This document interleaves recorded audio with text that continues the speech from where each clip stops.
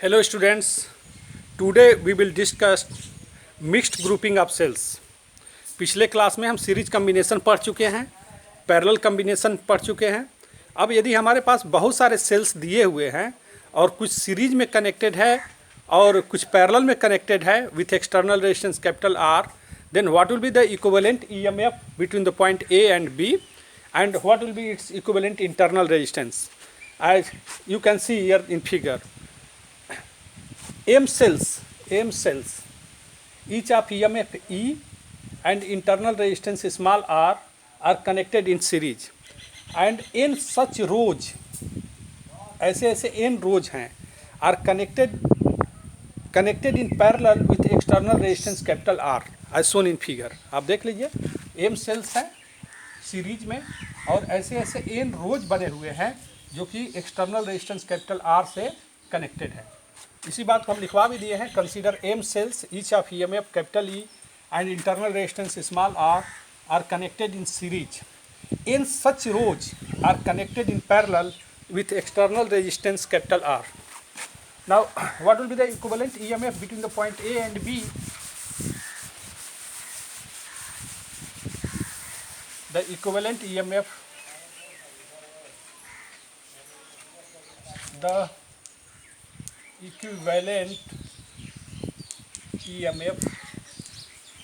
between the points A and B के बीच में equivalent EMF कितना होगा बच्चों? M into E. Now if R dash be the equivalent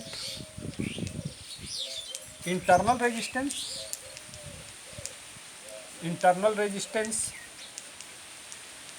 then 1 by R dash is equal to what? देखिए ये M R होगा, M चूंकि M cells हैं, एम इंटरनल रेजिस्टेंस है, तो ये एम आर, ये एम आर, ये एम आर, ये सब पैरेलल में हैं, तो that is 1 by M R plus 1 by M are.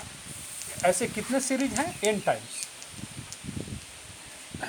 तो इसको हम लिख सकते हैं, this implies 1 by R dash is equal to 1 by R dash is equal to, चूँकि n टाइम्स है तो n m इंटू आर, ये हम लिख सकते हैं। आगे लिख लीजिए ऊपर, hence R dash is equal to 1 by R dash is equal to n upon M R. इसका मतलब R dash is equal to M R by N. यही हमारा इंटरनल रेजिस्टेंस हो गया, R dash is equal to M R by N. R dash is equal to M R by N. Now if I be the current drawn from the combination, if I be the current drawn from the combination, then I is equal to A और B के बीच में equivalent EMF कितना है? ME। Total resistance, external resistance R है और internal resistance कितना है? M R by N. इसको सॉल्व कर देंगे तो ए आई इज इक्वल टू, ये एन ऊपर चला जाएगा, M N E upon N R plus M R, ये हो गया। This will be the current drawn from the combination. Now internal resistance हो गया एम आर बाई एन, हम यहाँ लिख दे रहे हैं। Now what will be the maximum value of current? इसके ये जो वैल्यू मिनिमम होगी तो करंट मैक्सिमम होगा। Now for maximum value of current, for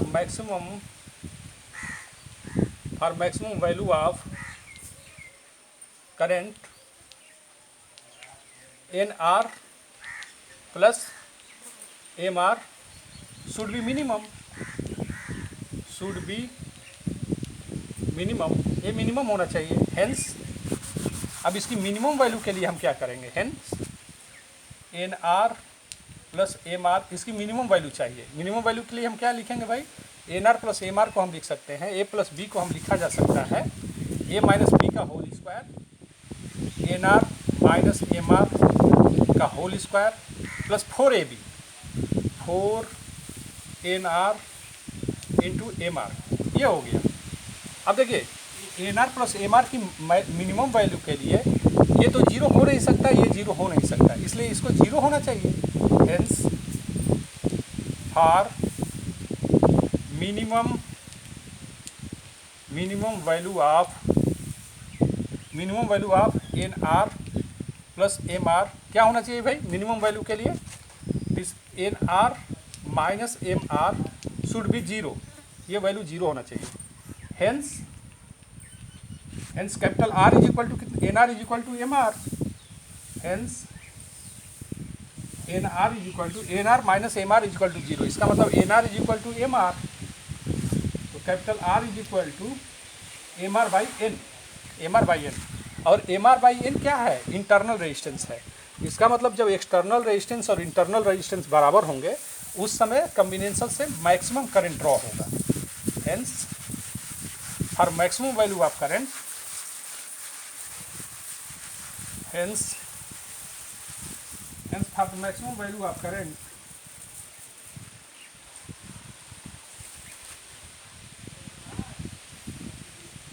hence for the maximum value of current drawn from the combination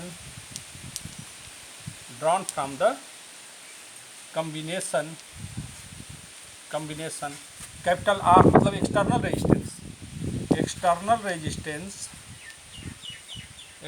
resistance capital R should be equal to internal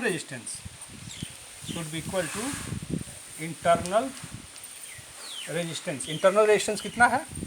MR by N, ये होना चाहिए बच्चों। जब external resistance और internal resistance बराबर होगा तब circuit से करंट ड्रॉन मैक्सिमम होगा, और मैक्सिमम वैल्यू कितनी होगी? Hence I maximum is equal to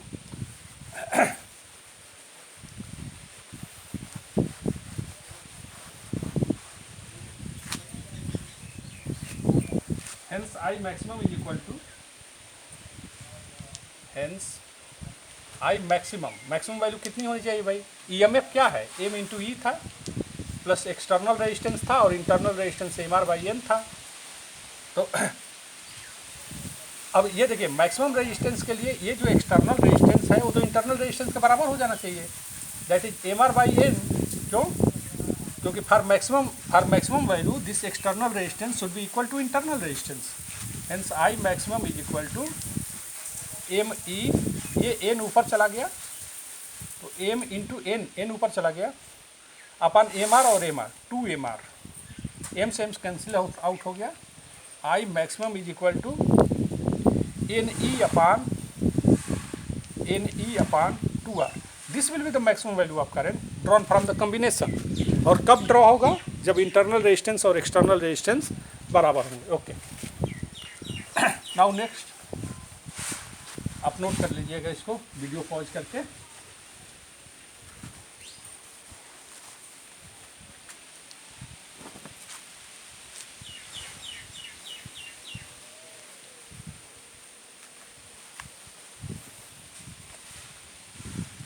अब मान लीजिए क्वेश्चन हम 2 से स्टार्ट करते हैं। यहाँ पर सबका EMF सेम नहीं है। हमारे पास दिया हुआ है, सेल दिया हुआ है, एक का EMF E1 है और उसका इंटरनल रेजिस्टेंस R1 है, दूसरे का EMF E2 है, इंटरनल रेजिस्टेंस R2 है। ये दिया हुआ है, this is given in the question. तो और ये कॉम्बिनेशन हमको एक्सटर्नल रेजिस्टेंस कैपिटल R से कनेक्टेड है, अब क्वेश्चन में कह रहा है कि find equivalent EMF between points A and B। Find equivalent EMF between the points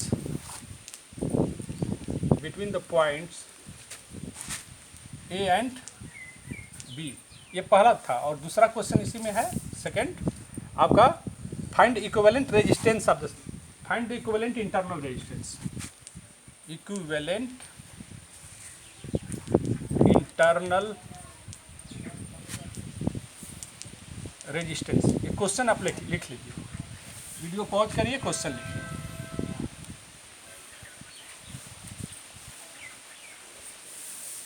अब सॉल्यूशन पर आ जाइए, आप सॉल्यूशन पर आ जाइए। मान लीजिए कि इसमें करंट कितना ड्रॉ किया गया है भाई, I1, और इससे करंट कितना ड्रॉ किया गया है, I2, और ये यहाँ पर R में कितना करंट जा रहा है, I। तो यहाँ पर यदि जंक्शन रूल हम अप्लाई करें, किरचॉफ्स का जंक्शन रूल, तो I is equal to I1 plus I2, क्योंकि सर्किट जंक्शन की ओर जितना करंट जाता है, जंक्शन से दूर भी उतना ही करंट जा रहा है। तो जंक्शन की ओर करंट A पर आ रहा है I1 प्लस I2, तो जंक्शन से दूर करंट जा रहा है I, तो I is equal to E1 plus I2, मतलब I1 और I2 मिला के I के बराबर होगा। इसको आप नोट करेंगे।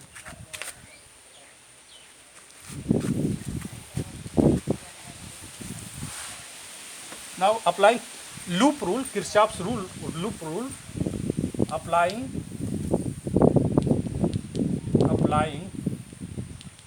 Kirchhoff's loop rule in closed path. Closed path कौन सा हो गया, B E1 A R B, ये हो गया लूप रूल। अब यहाँ पर एक चीज़ और ध्यान दीजिए, जब हम ये लूप रूल अप्लाई करते हैं तो एक चीज़ करते हैं, हम प्लस माइनस लिखते हैं, करंट हमेशा हाई से लो की ओर जाएगा, इस बात को ध्यान रखना है। करंट हमेशा हाई से लो की ओर, करंट इधर जा रहा है, दैट इज हाई से लो की ओर। तो अब प्लस से स्टार्ट करिए, प्लस से माइनस, माइनस I1 R1, फिर माइनस से प्लस E1, फिर यहाँ प्लस से minus, minus IR, this is equal to 0। तो I1 R1 कितना होगा, I1 R1 इस साइड में इसको कर दीजिए, या E1 minus IR is equal to I1 R1। तो this implies I1 is equal to E1 minus IR upon R1, this will be the value of I1। Similarly applying Kirchhoff's rule in, ये video pause करिए, video pause करके अब लिख लीजिए। Next क्या लिखेंगे, ये I1 की वैल्यू तो हमारी आ गई, I1 इज इक्वल टू आ गया E minus IR upon R1। Similarly applying Kirchhoff's rule इन क्लोज्ड पाथ B। नेक्स्ट लिखिएगा, इसको लिखने के बाद सपोज यू हैव रिटन, ये पूरा आपने वीडियो पॉज करके लिख लिया, फिर आप क्या लिखेंगे, अप्लाइंग किरचॉफ्स रूल इन क्लोज्ड पाथ B E2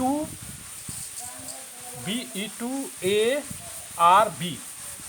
तो हमारा प्लस से माइनस जाएंगे, तो minus I2 R2 plus E2 minus IR is equal to 0। Now here this E2 minus IR, this is equal to I2 R2। तो this I2 is equal to E2 minus IR upon R2। तो now here I2 is equal to what, I2 is equal to हम लिखेंगे E2 minus IR upon R2। ये हो गया I1 और ये हो गया I2। तो I1 और I2 की वैल्यू हमारे पास आ गई, I1 और I2 की वैल्यू आ गई। Then after that from equation first, from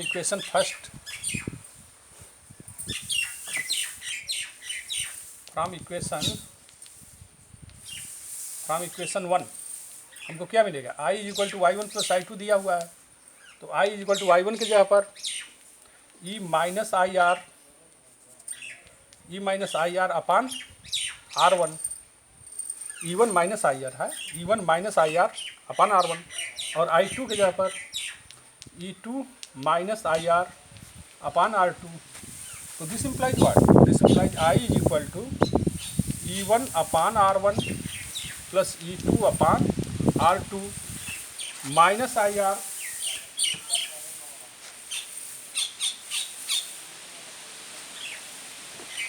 minus IR 1 by R1 plus 1 by R2, ये रहा। आफ्टर दैट वीडियो पॉज करिए, नोट करिए। After that after that we can write, इस पूरे निगेटिव टर्म को इधर लेके आ जाइए, तो आई यहाँ पर हो गया 1, और यहाँ पर क्या हो गया, ये इधर प्लस में आ जाएगा और आई कॉमन है, तो आर 1/r1 प्लस 1/r2, और यहाँ पर क्या हो गया, E1/r1 प्लस E2/r2।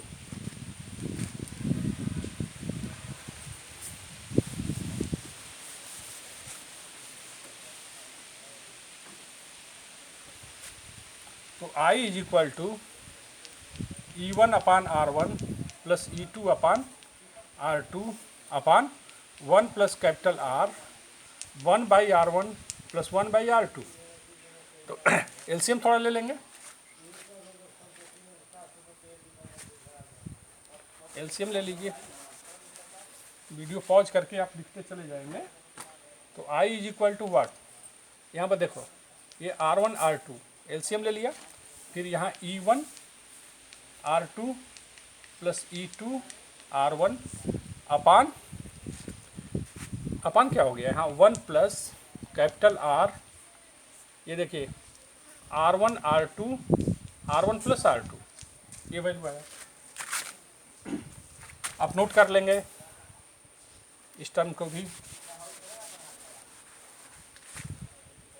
तो after that we can write here I is equal to, अब देखो हम न्यूमरेटर और डिनोमिनेटर में दोनों तरफ हम R1 R2 upon R1 plus R2 से मल्टीप्लाई कर रहे हैं। इस यहाँ भी ऊपर वाले न्यूमरेटर में भी और डिनोमिनेटर में भी R1 R2 और R1 प्लस R2 से हमने मल्टीप्लाई कर दिया दोनों।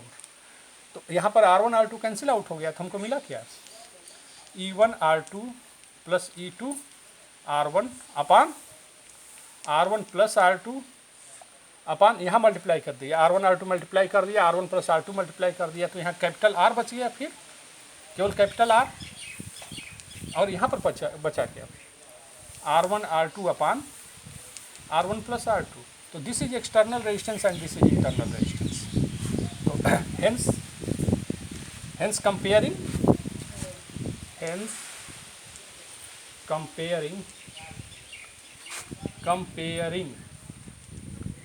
कंपेयर किससे कंपेयर हम करेंगे, I is equal to E upon external resistance plus internal resistance. इससे यदि हम कंपेयर कर लें, then equivalent EMF, then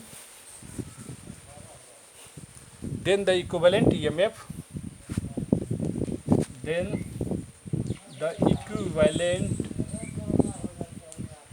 EMF of the circuit कितना हो गया, E के जगह पर कितना आ जाएगा, E के जगह पर आ जाएगा E1/r2 प्लस E2/r1 अपान R1 प्लस R2, और इक्विवेलेंट इंटरनल रेजिस्टेंस कितना होगा, small r is equal to R1 R2 upon R1 plus R2,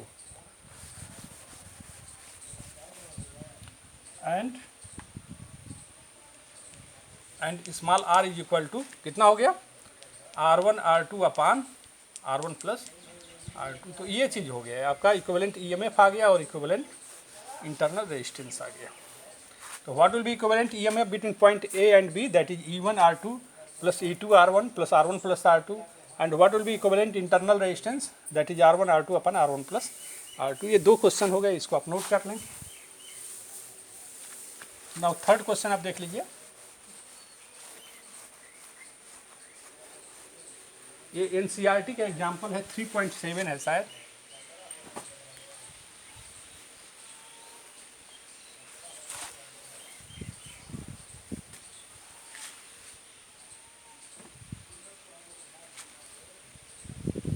NCERT example 3.7 I think. अब 3 पॉइंट है, अब देखिए 3 पॉइंट में क्या है हमारे पास दिया हुआ है। हम यहाँ पर फिगर बना दे रहे हैं, ये पॉइंट A है, एक पॉइंट B है, ये पॉइंट यहाँ पर C है, ये पॉइंट C है, और यहाँ से एक सेल लगा हुआ है और एक रेजिस्टेंस है। ये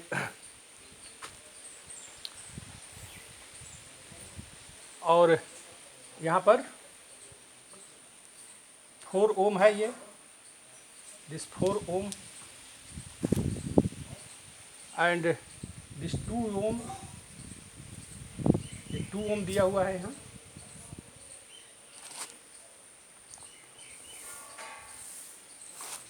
ये 1 ओम है, ये 2 ओम है, क्वेश्चन में दिया हुआ है। ये भी 2 ओम है, ये 4 ओम है, और करंट भी दिया हुआ है, करंट का डिस्ट्रीब्यूशन भी दिया हुआ है इसमें।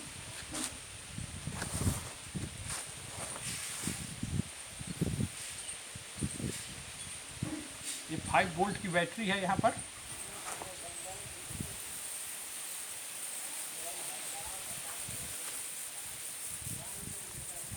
फाइव वोल्ट की बैटरी है, और यहाँ पर दिया हुआ है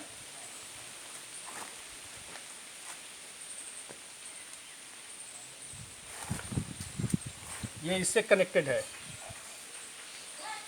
अब करंट का डिस्ट्रीब्यूशन भी क्वेश्चन में ही दे दिया है। मान लीजिए इसमें I2 दिया हुआ है और करंट यहाँ पर दिया हुआ है I1, करंट यहाँ पर दिया हुआ है I1, और यहाँ 4 ओम है, करंट दिया हुआ है। करंट कितना होगा देखो, इस यदि इधर से करंट I1 है और इधर करंट I2 चला गया तो यहाँ पर करंट कितना होगा, यहाँ से करंट I1 आया और इसमें I2 चला गया तो इसमें current I1 minus I2, this is given in the question. Now here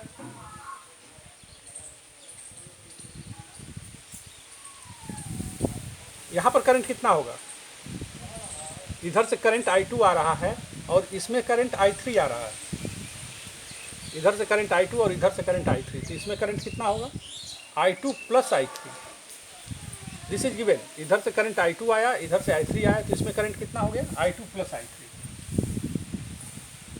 और इसमें करंट क्या हुआ भाई, देखो ये I2 प्लस I3 करंट आ रहा है और इधर I1 चला गया, तो इसमें current I2 plus I3 minus I1, I2 plus I3 minus I1, I2 plus I3 यहाँ से करंट आया और इसमें I1 चला गया, तो कितना बचा इधर I2 plus I3 minus I1।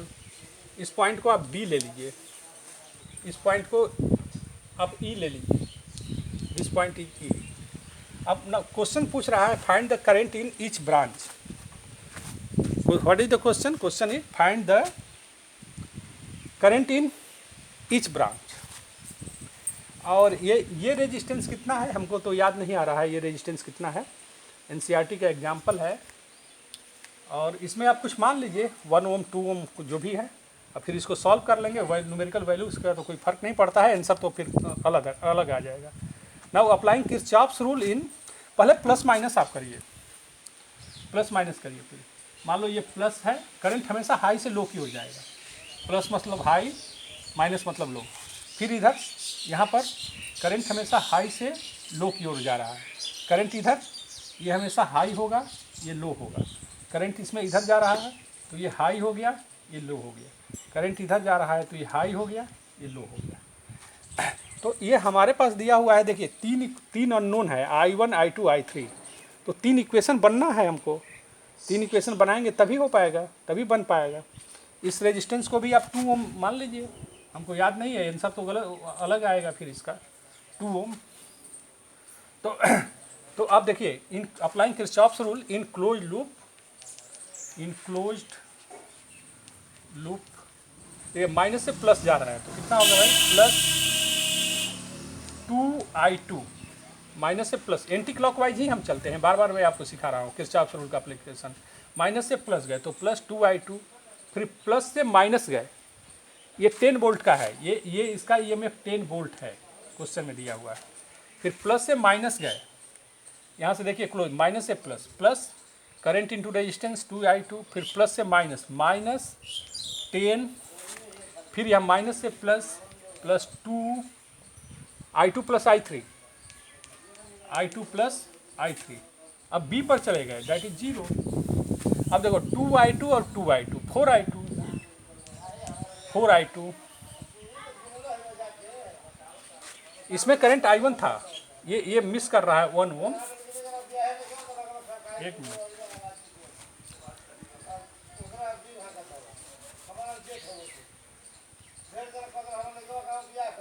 Minus से प्लस 2I2 प्लस से माइनस 10, फिर माइनस से प्लस 1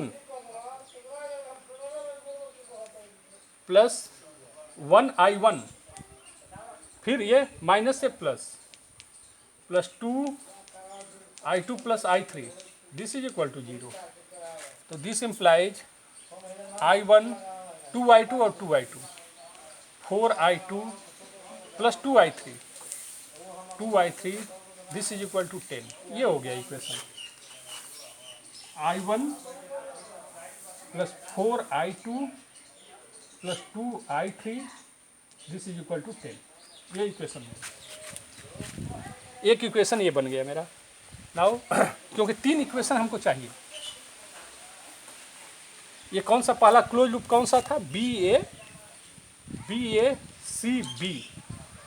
BACB हमने सॉल्व किया था, BACB। अब दूसरा क्लोज लूप ले लेते हैं। कौन सा ले लीजिए आप? CADC लीजिए। फिर प्लस से माइनस आप जाएंगे, -1 इंटू I1, फिर माइनस से प्लस 10, फिर प्लस से माइनस 4। करंट क्या है यहाँ? I1 माइनस I2 है, फिर माइनस से प्लस 2। करंट कितना है? I2 plus I3 minus I1, this is equal to 0। इसको सॉल्व कर लीजिए। दिस इम्प्लाइज, देखिए -I1 और -4I1, 5 और 2 7, -7I1, ये हो गया। -I1 -4I1, 5 और 2 -7I1। I2 देखिए, माइनस और माइनस 4I2 और 2I2 6I2 देखिए, 4I2 plus 2I2 6I2 plus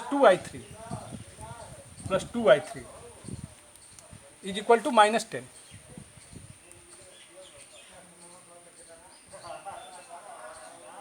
हम आ गए यहाँ पर, is equal to,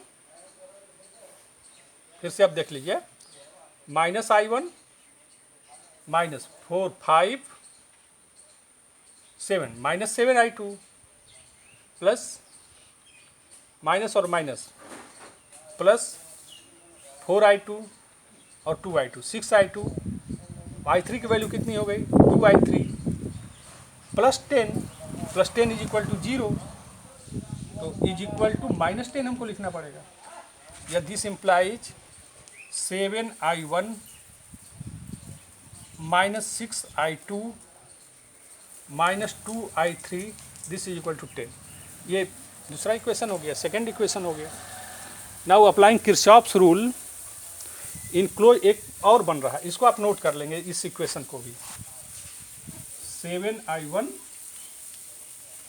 -6I2 -2I3 this is equal to 10। ये इक्वेशन सेकेंड हो गया है, 1 2 सेकेंड हो गया। नाउ इन एक और क्लोज लूप ले लीजिए, जिसको हम मिटा दे रहे हैं। नाउ इन क्लोज लूप, ये आप लीजिए, आप बी एंटी क्लॉकवाइज ही लीजिए, किसी पॉइंट से आप चल सकते हैं। In close loop BCDEB, B से चलिए और फिर बी पर पहुंच जाइए, फिर प्लस से माइनस -2I2 प्लस I3, फिर प्लस से minus -2I2 plus I3 minus I1, फिर माइनस से प्लस बड़ा वाला प्लस होता है 5, बी पर पहुंच गया, इज इक्वल टू 0। तो दिस इम्प्लाइज माइनस और minus 2I1 minus 2I2 minus 2I2 minus 4I2 minus 2I3 और minus 2I3 minus 4I3 minus 2I3 minus 2I3 minus 4I3 plus 5 या equal to -5। This is equation third. ये 3 equation हो गए, 1 2 3। तीनों equation को solve करके you will get the value of I1 I2 and I3। I2 की value आ गया, I1 की वैल्यू आ जाएगी, I2 की आ जाएगी, तो I1 माइनस I2 AD में करंट होगा। सिमिलरली I2 प्लस I3 कर देंगे तो ये BC में करंट हो जाएगा। I2 I3 I1 कर देंगे तो CD में करंट हो जाएगा। इस ढंग से आप इसको सॉल्व करेंगे, तीनों इक्वेशन को सॉल्व करेंगे। 3 इक्वेशन है, 3 अननोन है, इक्वेशन सॉल्व करके you will get the answer. यहाँ पर आप 2 से मल्टीप्लाई कर देंगे, 2 इक्वेशन 1 में 2 से मल्टीप्लाई कर देंगे, 2I1 8I2 4I3 is equal to 20, फिर दोनों को सब्सट्रैक्ट कर दीजिएगा, ये कैंसिल आउट हो जाएगा, I2 I3 में रिलेशन हो जाएगा। सिमिलरली 2 और 3 को सॉल्व करके I2 I3 में रिलेशन निकाल लेंगे, सॉल्व कर लेंगे, फिर I2 की वैल्यू पुटअप करेंगे। इस ढंग से इसको सॉल्व करके हम I2 I3 की वैल्यू हम निकाल सकते हैं। Okay, thank you.